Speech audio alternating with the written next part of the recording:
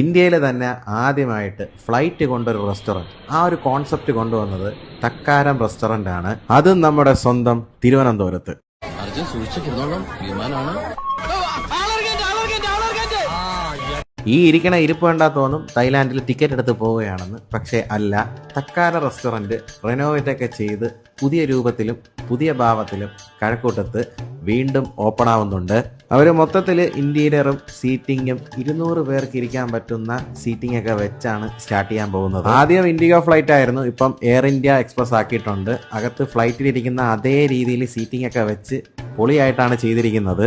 ഈ കാണുന്നത് വീടിന്റെ ആധാരം പണയം വെക്കുന്നതല്ല, ആധാരം വെച്ചുള്ള അവരുടെ പുതിയ മെനു കാർഡാണ്. പറഞ്ഞു വരുമ്പം റെസ്റ്റോറന്റ് മൊത്തം വെറൈറ്റികൾ തന്നെ. റെനോവേഷൻ ഒക്കെ കഴിഞ്ഞിട്ട് നാളെ മുതലാണ് ഇത് പബ്ലിക്കിന് വേണ്ടി ഓപ്പൺ ആവുന്നത്. ഫുഡിന്റെ വിശേഷങ്ങളൊക്കെ അടുത്ത വീഡിയോയിൽ പറഞ്ഞുതരാം. അപ്പോൾ മലേഷ്യക്ക് ഫ്ലൈറ്റ് കയറാൻ ഇനി കഴക്കൂട്ടത്ത്